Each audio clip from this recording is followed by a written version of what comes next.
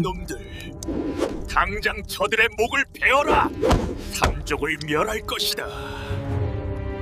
1504년 한양 궁궐 안에서 비명이 울려 퍼졌습니다. 왕이 명령을 내렸습니다. 그날 끌려온 것은 살아있는 사람만이 아니었습니다. 이미 수년 전에 죽어 무덤에 묻혀있던 대신들까지 땅속에서 끌어내졌습니다.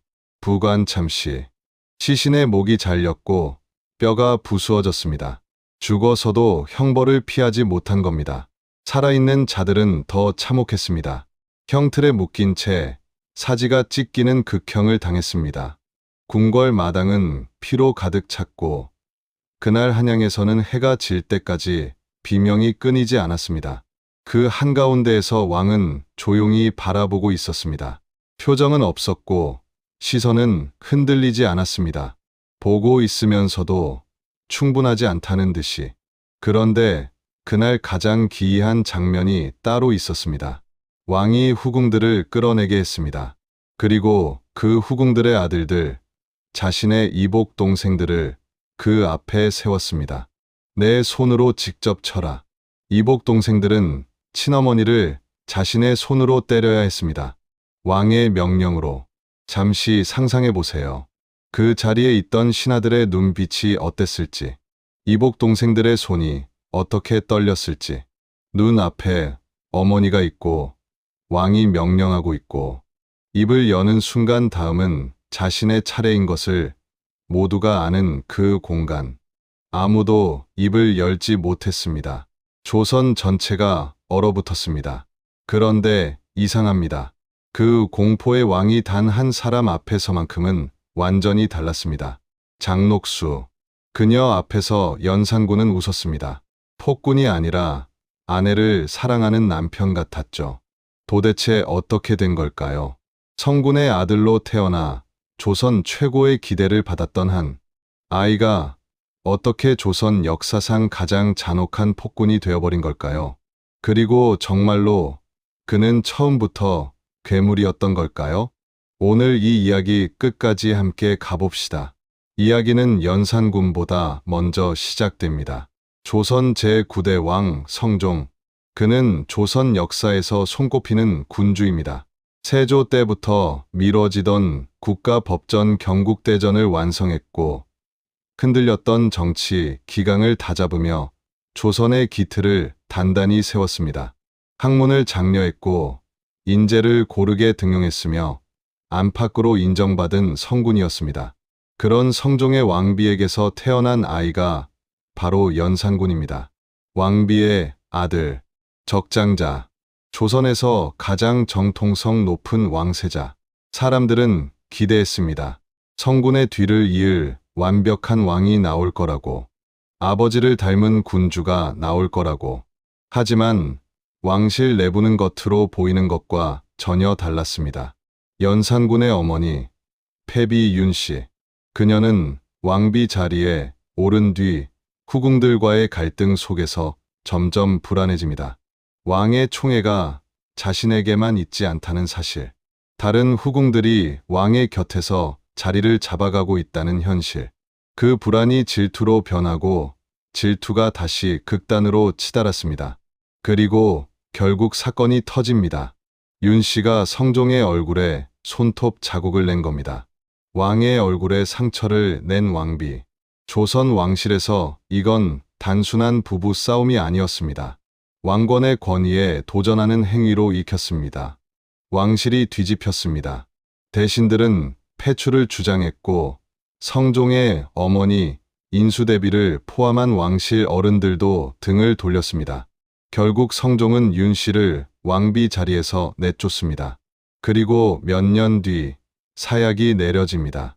왕비였던 여인이 독약을 받아 마시고 생을 마감했습니다. 그때 어린 연산군의 나이 채 10살이 되지 않았습니다. 궁궐은 철저하게 침묵했습니다. 어머니 이야기는 금기처럼 봉인됐고 어떤 시녀도 어떤 대신도 심지어 왕실 어른들도 어린 세자 앞에서 그 이름을 꺼내지 않았습니다. 성종이 직접 그렇게 못하게 했다는 기록이 전해집니다. 이게 어떤 상황인지 한번 생각해 보세요. 어머니가 사라졌습니다. 그런데 아무도 설명해 주지 않습니다. 왜 없어졌는지 묻고 싶어도 질문을 꺼내는 순간 주변의 공기가 굳어집니다. 사람들의 눈빛이 묻지 말라고 말합니다. 말을 꺼내도 돌아오는 건 침묵이거나 모른다는 짧은 대답뿐입니다. 어린아이가 그 침묵 속에서 자라납니다. 설명되지 않는 공허함. 그 공허함이 시간이 지나면서 의심으로 자랍니다. 왜 모두가 나한테 이 이야기만큼은 숨기는 걸까? 왜 어머니가 사라진 이야기를 아무도 해주지 않는 걸까? 그 의심이 다시 분노로 쌓입니다. 방향도 없고 터뜨릴 곳도 없는 분노로. 연산군은 총명했습니다. 글 읽는 속도가 빨랐고 기억력이 뛰어났습니다. 시와 음악에도 재능이 있었다는 기록이 남아 있습니다. 세자 교육을 받으면서 경전도 잘 익혔고 겉으로만 보면 훌륭한 세자였습니다. 하지만 동시에 감정의 기복이 극단적이었습니다. 세자 시절부터 그 조짐은 이미 곳곳에서 보였습니다.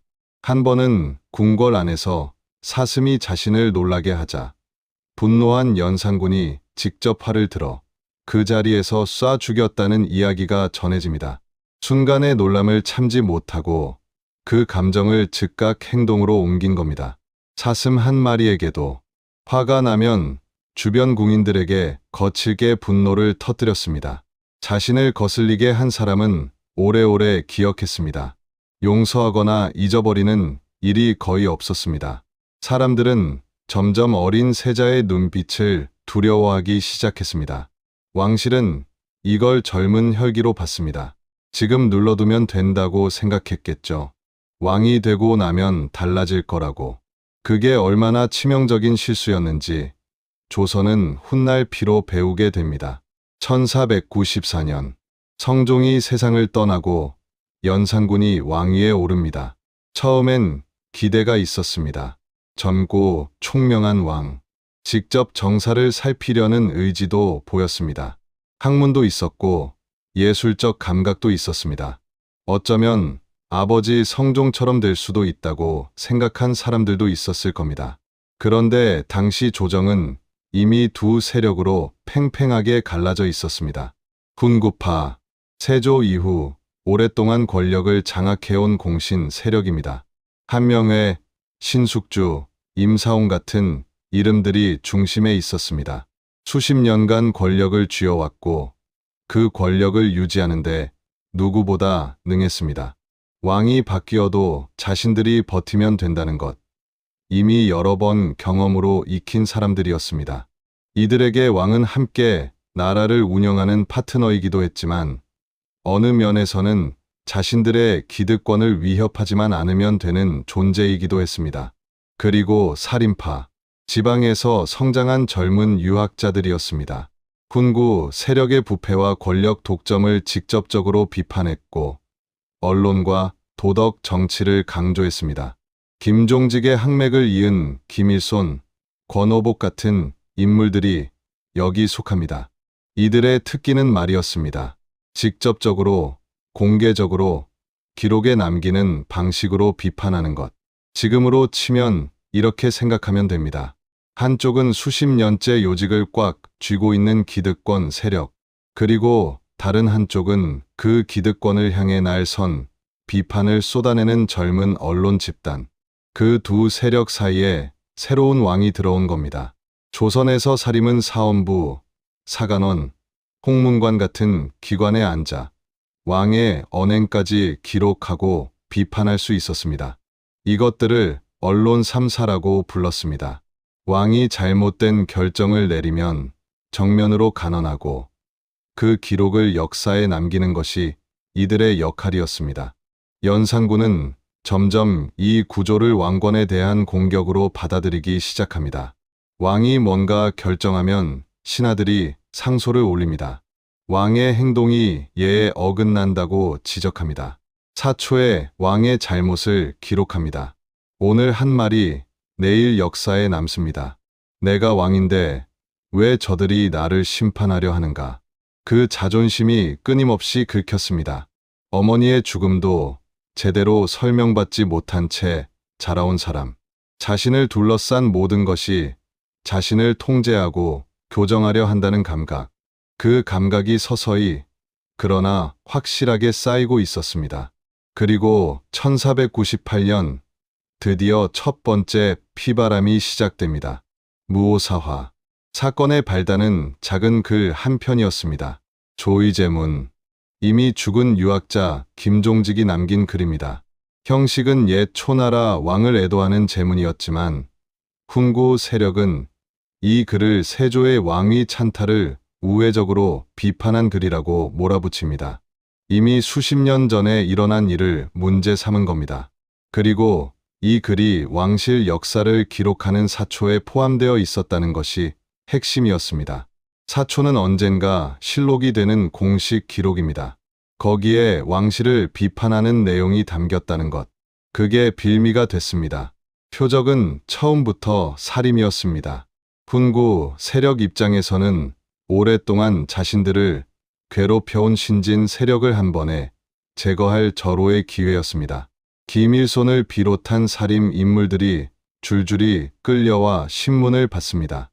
이 글을 사초에 올린 이유가 무엇이냐? 세조를 비방하려 한 것이 아니냐? 신문장에서는 고문이 이어졌습니다. 버티는 자도 있었습니다. 하지만 고문 앞에서 버티는 데는 한계가 있습니다. 압박을 견디지 못해 동료의 이름을 댄 자도 나왔습니다. 그 이름이 다시 끌려오고 그 사람이 또 다른 이름을 댑니다. 이런 식으로 살인 인물들이 줄줄이 연루됩니다. 결국 김일손 등 핵심 인물들이 처형되고 나머지는 유배됩니다. 그리고 이미 죽고 없던 김종직, 무덤이 파헤쳐집니다. 시신이 끌려 나와 목이 잘렸습니다. 죽어서도 형벌을 받게 한 것, 부관참시입니다. 조선에서 가장 치욕스러운 처벌 중 하나였습니다. 살아서도 죽어서도 도망갈 수 없다는 메시지였습니다. 사림은 무너졌고 조정엔 공포가 깔립니다. 하지만 이건 아직 서막이었습니다. 진짜 폭풍은 6년 뒤에 몰려옵니다. 그리고 그 폭풍의 방아쇠를 당긴 인물이 있었습니다. 임사옹. 훈구 세력의 핵심 인물이었지만 당시 정치적으로 밀려나 있던 처지였습니다. 권력의 중심에서 멀어진 이 사람이 선택한 방법. 그것은 왕의 분노를 불쏘시개로 이용하는 것이었습니다. 그는 연산군을 직접 찾아갑니다. 그리고 지금껏 아무도 말하지 않았던 진실을 꺼냅니다. 전하의 어마마마께서 어떻게 돌아가셨는지 아십니까? 패비 윤 씨가 사약을 받던 날의 이야기. 그 자리에 누가 있었는지, 어떤 대신들이 그 결정에 찬성했는지, 서명한 자가 누구인지, 어머니가 죽어가면서 어떤 말을 남겼는지. 연산군은 그날 처음으로 어머니 죽음의 진실 전부를 알게 됩니다. 어릴 때부터 모두가 침묵으로 감춰왔던 것들, 묻고 싶어도 물을 수 없었던 것들, 분노가 쌓여 있었는데 방향을 몰랐던 것들, 그게 한꺼번에 쏟아진 겁니다. 임사옹의 계산은 단순했습니다. 왕의 분노로 자신의 정적들을 제거하겠다는 것. 자신은 손을 쓰지 않아도 왕이 알아서 해줄 테니까. 정보를 흘리기만 하면 된다는 계산이었습니다. 하지만 그가 지핀 불은 그의 계산을 훨씬 넘어서 번져버립니다. 1504년 갑자사화. 연산군은 그날 이후 완전히 다른 사람이 됩니다. 분노라는 말로는 부족합니다. 그건 어릴 때부터 쌓아온 공허함과 의심과 원한이 한꺼번에 터진 것이었습니다. 방향도 없고 멈춤도 없는 복수였습니다. 왕은 복수 그 자체가 된 것처럼 보였습니다. 왕의 명령이 조정을 휩쓸기 시작합니다. 어머니, 폐출과 사사에 관련된 인물들을 모조리 끌어오라는 명이 내려집니다. 명단이 작성됐습니다. 살아있는 자, 죽은 자 가릴 것 없이 살아있는 자는 끌려와 극형에 처해집니다. 능지처사, 신체를 잘게 나누는 극형입니다. 조선에서 영모나 대역죄에 적용하던 가장 무거운 형벌 중 하나였습니다. 일반적으로는 영모 등 나라를 뒤흔드는 중범에만 쓰였습니다. 그런데 갑자사화에서 이 형벌이 줄줄이 집행됐습니다. 당시 기록에 따르면 연산군은 이 처형 장면을 직접 지켜보기도 했다고 전해집니다. 그것도 한 번이 아니라 여러 차례. 점점 피를 보아야 분노가 가라앉는 사람처럼 변해갔습니다. 이미 죽은 자들도 예외가 없었습니다. 한명회, 성종 시대를 대표하던 권신이자 조선 정계의 거물입니다. 세조의 왕위 찬탈을 곁에서 도운 핵심 인물로 조선 정치사에서 빠질 수 없는 이름이죠. 그러나 이미 세상을 떠난 지 수년이 지난 사람이었습니다. 연산군은 봐주지 않았습니다. 무덤이 파헤쳐집니다. 시신이 끌려 나왔습니다. 목이 잘렸습니다. 뼈가 부서져 강물에 뿌려졌습니다. 죽어서 2번 죽은 겁니다. 이것이 부관참시입니다. 그리고 이 사화에서 이런 처벌을 받은 사람이 한 명의 한 명이 아니었습니다. 이미 죽어 무덤에 있던 대신들이 줄줄이 같은 처벌을 받았습니다. 살아있든 죽어있든 연산군의 손이 닿지 않는 곳은 없었습니다. 연좌제가 적용됩니다. 관련자의 아내, 자식, 형제까지 끌려와 처벌받습니다. 죄를 지은 것은 한 명이었지만 그 가족 전체가 화에 휩쓸렸습니다. 어떤 집안은 대가 완전히 끊겼습니다. 수십 년간 쌓아온 가문이 하루아침에 사라졌습니다. 아무 죄도 없이 연루된 사람들이 그 집에 태어났다는 이유만으로 끌려간 겁니다. 신하들은 아무 말도 하지 못했습니다. 입을 열면 다음은 자신이라는 걸 모두가 알고 있었으니까요. 조정에서 의견을 내는 사람이 사라졌습니다. 살아남는 법은 오직 침묵뿐이었습니다. 그런데 가장 충격적인 장면은 따로 있었습니다. 연산군은 어머니를 모함했다고 여긴 후궁들을 직접 끌어내라 명합니다. 엄귀인과 정귀인, 성종의 후궁이자 연산군의 이복 동생들을 낳은 여인들이었습니다.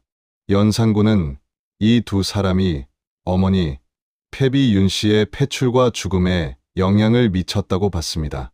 왕은 이 2 후궁의 아들들, 즉 자신의 이복 동생들을 그 앞에 세웁니다. 그리고 명령합니다. 내 손으로 쳐라. 이복 동생들은 친어머니를 자신의 손으로 때려야 했습니다. 이 장면을 잠깐 생각해 보세요. 이복 동생의 입장에서 눈앞에 어머니가 있습니다. 그리고 왕이 직접 명령하고 있습니다. 때리지 않으면 자신이 죽고 때리면 친어머니에게 손을 대는 겁니다. 그 선택지 사이에 서 있는 사람, 그 공간에 있던 신하들, 누구도 말리지 못했습니다. 말리는 순간 다음은 자신의 차례였으니까요. 2 후궁은 결국 사사됩니다.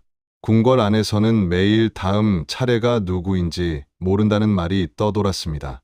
그런데 연산군의 폭주는 거기서 멈추지 않았습니다. 어머니 죽음에 관련된 사람들을 다 처리했는데도 분노는 가라앉지 않았습니다. 이제 그 분노는 방향을 잃고 조정 전체로 번집니다. 자신을 비판한 적 있는 신하, 예전에 눈밖에 났던 신하, 오래전 올린 상소에서 왕을 거슬렸던 신하, 그리고 심지어 자신이 기분 나쁠 때 마주쳤던 신하까지. 연산군은 이 모든 것을 기억했고 하나씩 처리해 나갔습니다. 세자 시절 기억력이 뛰어났다는 그 특기가 왕이 된 뒤에는 이런 방식으로 쓰인 겁니다. 갑자사화가 끝났습니다.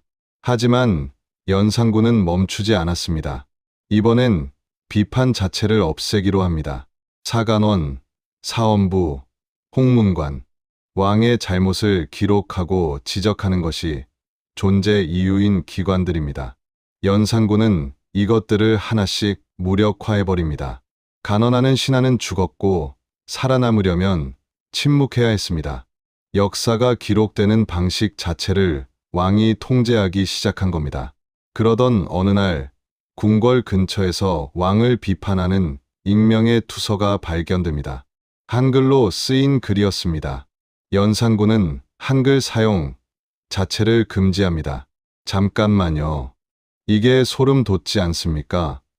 비판하는 사람을 죽이는 것도 모자라 이번엔 비판의 도구가 된 문자 자체를 없애버린 겁니다. 세종대왕이 백성을 위해 만든 그 문자를 한글을 쓰다가 걸리면 처벌을 받았습니다. 글자를 금지하는 왕. 조선 역사에서 이런 일은 전무후무한 일이었습니다. 성균관은 연회장으로 바뀝니다. 유생들을 내쫓고 그 자리를 잔치판으로 만든 겁니다. 조선의 교육과 유교, 질서를 상징하던 공간이 왕의 놀이터가 됐습니다. 공부하던 사람들이 쫓겨난 자리에서 밤새 연회가 벌어졌습니다. 전국에서 기녀와 악공들이 불려옵니다. 연산군은 이들을 흥청이라 불렀고 궁궐에서는 밤낮 없이 연회가 이어집니다. 여기서 나온 말이 바로 흥청망청입니다. 흥청들과 함께 왕이 나라 살림을 마구 탕진하자 백성들이 이를 두고 흥청망청한다고 부르기 시작했다고 전해집니다. 우리가 지금도 아무렇지 않게 쓰는 그 말이 이 시절에서 나온 겁니다. 채옹사라는 관직도 생겼습니다. 전국을 돌며 미녀를 징발의 궁으로 데려오는 역할이었습니다. 지방 관리들은 미녀를 바치지 못하면 처벌을 받았습니다. 억울하게 끌려간 여인들이 생겨났고 그 가족들은 생이별을 해야 했습니다. 경복궁 주변 민가들이 강제로 철거됩니다. 궁궐을 더 넓히기 위해서였습니다. 거기서 살던 백성들은 하루아침에 집을 잃었습니다. 백성들의 세금은 늘어났습니다. 나라 살림은 연회와 공사에 쏟아졌습니다. 조선이 조용히 그러나 확실하게 무너지고 있었습니다. 그리고 그 무너지는 왕국의 한가운데에 장녹수가 있었습니다. 명문가 출신도 아니었고 권세가의 딸도 아니었습니다. 천한 신분에서 올라온 여인이었습니다. 하지만 그게 오히려 연산군의 마음을 움직인 이유였는지도 모릅니다. 생각해보면 연산군의 삶에서 주변 사람들은 언제나 무언가를 요구했습니다. 대신들은 끊임없이 왕을 가르치려 했습니다. 도덕을 지키라. 예법을 따르라. 절제하라. 수신하라. 그들의 말은 언제나 왕을 교정하는 형태였습니다. 장녹수는 달랐습니다. 그녀는 왕을 비판하지 않았고 가르치려 하지도 않았습니다. 왕 앞에서 그냥 그 사람을 그대로 받아들였습니다. 어머니를 잃고 누구도 믿지 못한 채 자라온 사람에게, 그것도 절대 권력을 쥔 채 고립된 사람에게 처음으로 편안함을 준 여인. 왕은 그녀 앞에서 웃었습니다. 화를 내지 않았습니다. 그 지독한 분노와 복수심을 잠시 내려놓았습니다. 어쩌면 그는 어머니를 잃은 뒤 처음으로 진짜로 누군가에게 의지하고 있었는지도 모릅니다. 하지만 그게 조선을 구하지는 못했습니다. 1506년 박원종, 성희안, 유순정 이들이 마침내 움직입니다. 중종반정. 반정군이 궁궐로 향하던 그날 밤 아무도 예상하지 못한 일이 벌어집니다. 저항이 거의 없었습니다. 왕을 지켜야 할 군사들이 움직이지 않았습니다. 그토록 오래, 그토록 강하게 두려워했던 왕인데 막상 누군가 먼저 나서자 아무도 그 편에 서려 하지 않았습니다. 공포로 만든 충성은 결국 충성이 아니었던 겁니다. 연산군은 폐위됩니다. 강화도로 유배됩니다. 그해 겨울 그곳에서 세상을 떠납니다. 향년 31세. 묘호조차 받지 못한 왕. 역대 왕들은 세상을 떠나면 종이나 조로 끝나는 묘호를 받습니다. 태종, 세종, 성종처럼요. 하지만 연산군은 그 자격을 박탈당했습니다. 그래서 지금도 우리는 그를 연산군이라 부릅니다. 장녹수는 반정 당일 처형됩니다. 연산군의 총애를 받으며 나라를 어지럽혔다는 이유였습니다. 그녀가 처형된 뒤 백성들이 시신에 돌을 던졌다는 기록이 남아 있습니다. 그만큼 민심이 바닥까지 내려가 있었다는 겁니다. 오프닝에서 질문을 하나 던졌습니다. 그는 처음부터 괴물이었던 걸까요? 기록을 보면 젊은 시절의 연산군은 분명 총명했고 재능이 있었습니다. 어머니의 죽음을 모른 채 자란 아이. 그 죽음의 진실을 임사홍이라는 자가 정치적 도구로 들이밀었을 때 오랫동안 쌓여있던 모든 것이 한꺼번에 폭발한 것일 수 있습니다. 하지만 그것이 수백 명의 죽음을 정당화하지는 않습니다. 연산군의 비극은 두 가지가 겹쳐 만들어진 것인지도 모릅니다. 끝없이 자라던 내면의 분노, 그리고 그 분노를 막아줄 사람이 끝내 아무도 없었다는 것. 가르치려는 사람은 많았습니다. 하지만 두려움 없이 진심으로 붙잡아 줄 사람은 없었습니다. 그리고 권력은 그 공백을 괴물로 채웁니다. 공포로 만든 권력은 반드시 무너집니다. 그날 밤 궁궐을 지키지 않은 군사들이 이미 그 답을 보여줬습니다. 진념과 독서는 종이 한 장 차이입니다. 그리고 절대 권력은 그 한 장의 차이를 순식간에 없애버립니다. 조선 최악의 폭군 연산군 이야기 어떠셨나요? 지금까지 역사 이야기였습니다.